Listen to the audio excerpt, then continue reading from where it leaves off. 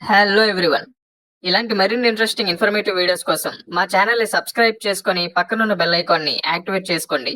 వీడియోలోకి వెళ్ళే ముందు బాలకృష్ణ గారు అండ్ కమల్ హాసన్ గారు వీళ్ళిద్దరి ఫిల్మ్స్‌లో మీ ఫేవరెట్ ఫిల్మ్ ఏదో అండ్ వీళ్ళిద్దరిలో మీ ఫేవరెట్ హీరో ఎవరో కింద కామెంట్ చేసి మీ వంతు సపోర్ట్‌గా ఈ వీడియోని లైక్ చేయండి. వీడియో అనేది చాలా ఇంట్రెస్టింగ్‌గా ఉండబోతుంది. చివరి వరకు చూడండి.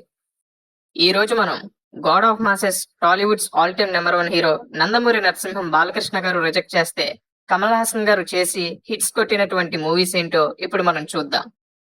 గమనిక, కొన్ని సోర్సెస్ ద్వారా లభించినటువంటి ఇన్ఫర్మేషన్ తో ఈ వీడియోని చేయడం అనేది జరిగింది. బాలకృష్ణ గారు రిజెక్ట్ చేసినటువంటి ఫస్ట్ కమల్ హాసన్ గారి ఫిలిం 1986 లో రిలీజ్ అయినటువంటి తెలుగు ఫిలిం ఒక రాధ ఇద్దరు కృష్ణులు. శ్రీ సరస మూవీస్ బ్యానర్ లో నిర్మించినటువంటి ఈ సినిమాని కోదండరామరెడ్డి గారు డైరెక్ట్ చేయడం అనేది జరిగింది. కమల్ హాసన్ గారు, శ్రీదేవి గారు అండ్ రాజేంద్ర ప్రసాద్ గారు ఇలా ప్రధాన తారాగణంతో తెరకెక్కినటువంటి ఈ ఫిల్మ్ కి ఇళయరాజా గారు మ్యూజిక్ అందించడం అనేది జరిగింది. 1986 అక్టోబర్ 2న ఆడియన్స్ ముందుకొచ్చింది ఈ సినిమా. బాక్స్ ఆఫీస్ దగ్గర సూపర్ హిట్ గా నిలిచింది ఈ ఫిలిం. అయితే ఈ సినిమా కథని కోదండరామరెడ్డి గారు ముందుగా నటసింహం బాలకృష్ణ గారికే చెప్పడం అనేది జరిగింది. అయితే అప్పటికే అపూర్వ సహోదరులు అనే సినిమాతో చాలా బిజీగా ఉన్నటువంటి బాలకృష్ణ గారు ఈ సినిమాని చేయలేకపోయారు.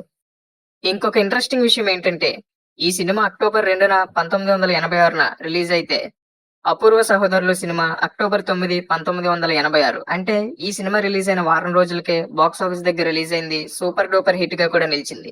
అయితే ఈ అపూర్వ సహోదరులు సినిమాతో పాటు మరికొన్ని సినిమాలతో ఆయన అప్పటికే చాలా బిజీగా ఉండడం and back to back successes లో మంచి ఫామ్ లో ఉండడంతో ఈ స్టోరీని ఆయన నచ్చక రిజెక్ట్ చేశారో కుదరక రిజెక్ట్ చేశారో తెలియదు గాని మొత్తానికి ఈ స్టోరీ అనేది ఆయన దగ్గరికి వచ్చినా ఆయన మాత్రం ఇంట్రెస్ట్ చూపించలేదు. ఈ సినిమాని రిజెక్ట్ చేశారు. అయితే కమల్ హాసన్ గారి దగ్గరికి వెళ్ళినటువంటి ఈ స్టోరీ ఆయన్ని మెప్పించడంతో ఆయన ఈ సినిమా చేయడం అనేది జరిగింది. బాక్స్ ఆఫీస్ దగ్గర మంచి సక్సెస్ ని కూడా సాధించారు కమల్ హాసన్. మరి ఈ సినిమా బాలకృష్ణ గారు చేసిండుంటే ఎలా ఉండేదో మీ ఒపీనియన్ కింద కామెంట్స్ లో తెలియజేయండి. నెంబర్ 2, నాయకుడు. కమల్ హాసన్ గారి సినిమాల్లో బాలకృష్ణ గారు రిజెక్ట్ చేసినటువంటి రెండవ సినిమా నాయకుడు. 1987లో మణిరత్నం గారు అండ్ కమల్ హాసన్ గారు లాంటి క్లాసిక్ కాంబోలో ఆడియన్స్ ముందుకు వచ్చినటువంటి గ్రేటెస్ట్ ఫిలిం బాక్స్ ఆఫీస్ దగ్గర సంచలన విజయాన్ని సాధించింది. అంతేకాకుండా కమల్ హాసన్ గారికి జాతీయ ఉత్తమ నటుడిగా అవార్డుని కూడా తీసుకొచ్చింది ఈ చిత్రం. గాడ్ ఫాదర్ సినిమా ఇన్స్పిరేషన్ తో తెరకెక్కినటువంటి ఈ సినిమా ముందు బాలకృష్ణ గారి వద్దకే వచ్చింది. మణిరత్నం గారు ముందుగా ఈ సినిమాలో బాలకృష్ణ గారిని ఊహించుకునే ఈ క్యారెక్టరైజేషన్ అనేది చిత్రీకరించడం జరిగింది. అయితే ఈ కథ విన్న తర్వాత బాలకృష్ణ గారు ఎందుకో ఈ సినిమాపై పెద్దగా ఇంట్రెస్ట్ చూపించలేదు. బహుశా ఆ టైంకి బాలకృష్ణ గారికి రొటీన్ సినిమాలపై అండ్ ఇలాంటి సేవియర్ బ్యాక్ డ్రాప్ సినిమాలపై పెద్దగా ఆసక్తి లేకపోవచ్చు. మొత్తానికి రీజన్ ఏంటో తెలియదు గాని ఆయన వద్దకు వచ్చినటువంటి ఈ సినిమాని ఆయన రిజెక్ట్ చేయడం అనేది జరిగింది. దాంతో కమల్ హాసన్ గారితో ఈ సినిమాని పూర్తి చేశారు మణిరత్నం. ఇక బాక్స్ ఆఫీస్ దగ్గర ఈ సినిమా గ్రేటెస్ట్ ఫిల్మ్స్ లో ఒకటిగా నిలవడం మాత్రమే కాకుండా సంచలన విజయాన్ని కూడా సాధించింది. అయితే ఈ సినిమాని బాలకృష్ణ గారు చేసి ఉండుంటే చాలా బాగుండేది అని తెలుగు సినీ విశ్లేషకులు అండ్ ప్రేక్షకులు ఇప్పటికీ అభిప్రాయపడుతూనే ఉంటారు. మరి ఈ సినిమా బాలకృష్ణ గారు చేసి ఉంటే ఎలా ఉండేదో మీ ఒపీనియన్ ని కింద కామెంట్ చేయండి. అండ్ బాలకృష్ణ గారు ఈ సినిమాని రిజెక్ట్ చేయడం అనేది కరెక్ట్ డెసిషనా రాంగ్ డెసిషనా అనేది కూడా మీ ఒపీనియన్ కింద కామెంట్ చేయండి. ఇక బాలకృష్ణ గారు రిజెక్ట్ చేసినటువంటి మూడవ కమల్ హాసన్ గారి సినిమా విచిత్ర సోదరులు. 1989లో ఆడియన్స్ ముందుకు వచ్చినటువంటి ఈ సినిమా తమిళ్లో అపూర్వ సహోదరగల్ అనే పేరుతో తెరకెక్కింది. ఇక తెలుగులో ఆడియన్స్ ముందుకి విచిత్ర సోదరులు అనే పేరుతో వచ్చింది. బాక్స్ ఆఫీస్ దగ్గర సూపర్ హిట్ గా నిలిచినటువంటి ఈ సినిమా నటుడిగా కమల్ హాసన్ గారిని మరో 10 రెట్లు పైకి తీసుకువెళ్ళిందనే చెప్పాలి. అయితే ఈ సినిమా కథ ముందుగా బాలకృష్ణ గారికే చెప్పడం జరిగింది. సంగీతం శ్రీనివాసరావు గారు. అయితే ఒక క్యారెక్టర్ బాగానే ఉన్నా మరో క్యారెక్టర్ అనేది ఫిజికల్లీ హ్యాండిక్యాప్డ్ క్యారెక్టర్ కావడంతో బాలకృష్ణ గారు కొంతవరకు అన్కంఫర్టబుల్ గా ఫీల్ అయ్యి ఆ క్యారెక్టర్ వల్లే ఈ సినిమాని రిజెక్ట్ చేయడం అనేది జరిగింది. అయితే దీన్ని ఒక ఛాలెంజ్ గా తీసుకున్నటువంటి సంగీతం శ్రీనివాసరావు గారు కమల్ హాసన్ తో ఈ సినిమాని తెరకెక్కించారు. ఇక కథ నచ్చడంతో కమల్ హాసన్ గారు ఈ సినిమాకి ప్రొడ్యూసర్ గా కూడా వ్యవహరించారు. దాంతో ఈ సినిమాని హిందీలోకి కూడా డబ్ చేసి రిలీజ్ చేశారు. ఇక ఈ సినిమా హిందీలో అప్పు రాజా అనే పేరుతో డబ్ అయి అక్కడ రిలీజ్ అయింది. ఈ సినిమాకి ఇళయరాజా గారు సంగీతం అందించడం అనేది జరిగింది. అయితే బాలకృష్ణ గారు ఈ సినిమాని రిజెక్ట్ చేయడంలో ఆడియన్స్ లో మిక్స్డ్ ఫీలింగ్స్ అనేవి ఉన్నాయి. ఎందుకంటే బాలకృష్ణ గారి ఎక్స్పెరిమెంట్స్ ని ఇష్టపడే ఆడియన్స్ ఈ సినిమా కూడా బాలకృష్ణ గారు చేసుంటే బాగుండు అని అనుకుంటూ ఉంటారు. కానీ బాలకృష్ణ గారి మాస్ ఫ్యాన్స్ ఈ సినిమాని ఆయన చేయకపోవడమే బెటర్ అని అనుకుంటూ ఉంటారు. మరి వీటిల్లో ఎవరి ఒపీనియన్ కరెక్టో, ముందుగా మీ ఒపీనియన్ ఏంటో కింద కామెంట్ చేయండి ఈ సినిమాపై. ఈ సినిమా బాలకృష్ణ గారు చేసిండుంటే ఎలా ఉండేదో మీ ఒపీనియన్ కింద కామెంట్ చేయండి. అంతేకాకుండా 1986లోనే బ్రదర్స్ బ్యాక్ డ్రాప్ లో చేసినటువంటి అపూర్వ సహోదరులు సినిమా వల్ల కూడా ఈ సినిమాని రిజెక్ట్ చేశారు. అప్పటికే బ్రదర్స్ బ్యాక్ డ్రాప్ లో 1986 లో రిలీజ్ అయి హిట్ సాధించినటువంటి అపూర్వ సహోదరులు అనే సినిమా బాలకృష్ణ గారి అకౌంట్ లో ఉంది. దాంతో ఇక ఈ బ్రదర్స్ బ్యాక్ డ్రాప్ సినిమాని కొంతకాలం పోస్ట్ పోన్ చేద్దాం అనుకున్నారో లేదా కంప్లీట్ గా రిజెక్ట్ చేద్దాం అనుకున్నారో తెలియదు, కానీ మొత్తానికి ఈ సినిమాని అయితే ఆయన చేయలేదు. ఇక నటసింహం బాలకృష్ణ గారు రిజెక్ట్ చేసినటువంటి 4వ కమల్ హాసన్ గారి సినిమా క్షత్రియ పుత్రుడు. 1992లో రిలీజ్ అయినటువంటి ఈ సినిమా బాక్స్ ఆఫీస్ దగ్గర సూపర్ డూపర్ హిట్ గా నిలిచింది. ముఖ్యంగా తమిళ్లో 175 రోజులు ప్రదర్శించబడింది ఈ సినిమా. తెలుగులో కూడా ఆ స్థాయిలోనే మంచి విజయాన్ని సాధించింది. అయితే ఈ సినిమా కథని ఈ మూవీ మేకర్స్ ముందుగా బాలకృష్ణ గారికే చెప్పడం అనేది జరిగింది.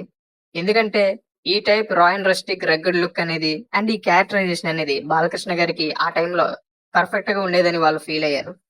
అయితే ఈ సినిమాపై బాలకృష్ణ గారు అంతలా ఇంట్రెస్ట్ చూపించకపోవడంతో ఈ సినిమాని ఆయన రిజెక్ట్ చేయవలసి వచ్చింది. అండ్ ఈ సినిమాని కమల్ హాసన్ గారితో తమిళ్లో తెరకెక్కించి తెలుగులో కూడా డబ్ చేయడం అనేది జరిగింది. 2 చోట్ల భారీ విజయాన్ని సొంతం చేసుకుంది ఈ సినిమా. అయితే బాలకృష్ణ గారికి ఇది ఒక డిఫరెంట్ అండ్ డేరింగ్ అటెంప్ట్ గా నిలిచిపోయేది ఒకవేళ ఆయన గనక ఈ సినిమాని పూర్తి చేసి ఉండుంటే. బట్ ఆడియన్స్ బ్యాడ్ లక్, ఈ సినిమాని ఆయన రిజెక్ట్ చేయడం అనేది జరిగింది. మరి దీనిపై మీ ఒపీనియన్ ని కింద కామెంట్ చేయండి. ఇక ఈ సినిమాని కూడా కథ బాగా నచ్చడంతో కమల్ హాసన్ గారు నిర్మించడం అనేది జరిగింది. అలాగే ఇళయరాజా గారు ఈ సినిమాకి కూడా సంగీతాన్ని అందించారు.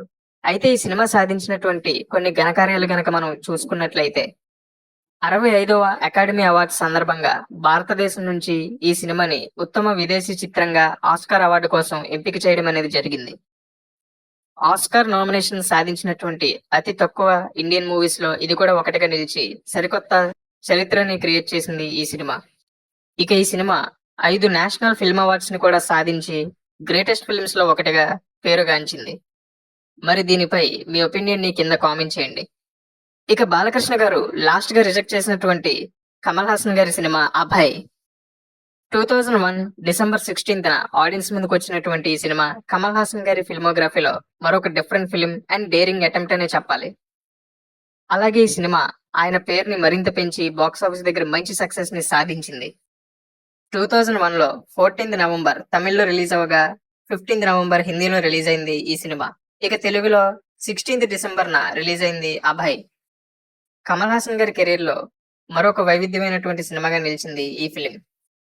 అయితే ఈ సినిమా స్టోరీని సురేష్ కృష్ణ గారు ముందుగా బాలకృష్ణ గారికి చెప్పడం అనేది జరిగింది. అయితే అప్పటికే సమరసింహారెడ్డి లాంటి సినిమాతో ఆయన ఆల్మోస్ట్ సౌత్ ఇండియాలోనే నెంబర్ 1 హీరోగా మారిపోయారు అండ్ విపరీతమైనటువంటి మాస్ ఇమేజ్ అనేది ఆయనకి వచ్చింది. ఇక 2001లో నరసింహనాయుడు లాంటి ఇండస్ట్రీ హిట్ తర్వాత ఆయన స్టార్డమ్ కి అడ్డు అనుపు లేకుండా పోయింది. దాంతో ఫ్యాన్స్ అంతా కూడా ఆయన దగ్గర నుండి లార్జర్ దెన్ లైఫ్ మూవీస్ ని ఎక్స్పెక్ట్ చేశారు. అలాంటి సమయంలో ఇలాంటి డిఫరెంట్ మూవీని అటెంప్ట్ చేయడం అనేది చాలా రిస్క్ గా భావించారు బాలకృష్ణ గారు. అండ్ ఈ సినిమాలో ఒక క్యారెక్టర్ కోసం గుండు కూడా కొట్టించుకోవాల్సి ఉంది. దాంతో ఇంత డిఫరెంట్ ఫిల్మ్ అనేది ఈ టైంలో చేయడం కరెక్ట్ కాదు అని ఆయన రిజెక్ట్ చేయడం అనేది జరిగింది. ఒకవేళ ఆయన గనక డేర్ చేసి ఈ సినిమాని చేస్తుంటే ఖచ్చితంగా ఇండియాలోని గ్రేటెస్ట్ ఫిల్మ్స్ లో ఒకటిగా నిలవడం మాత్రమే కాకుండా ఆయన కెరీర్ లో కూడా ఒక వైవిధ్యమైనటువంటి సినిమాగా నిలిచిపోయేది ఈ ఫిలిం. మరి దీనిపై మీ ఒపీనియన్ ని కింద కామెంట్ చేయండి. చూసారుగా బాలకృష్ణ గారు రిజెక్ట్ చేస్తే కమల్ హాసన్ గారు చేసి బాక్స్ ఆఫీస్ దగ్గర హిట్స్ సాధించినటువంటి మూవీస్ ఏంటో, వీటిలో మీ ఫేవరెట్ ఫిల్మ్ ఏదో, వీటిలో ఏ సినిమా బాలకృష్ణ గారికి సరిగ్గా సూట్ అవుతుందని మీరు అనుకుంటున్నారో మీ ఒపీనియన్ ని ఈ వీడియోపై మీ ఒపీనియన్ ని కింద కామెంట్ చేయండి.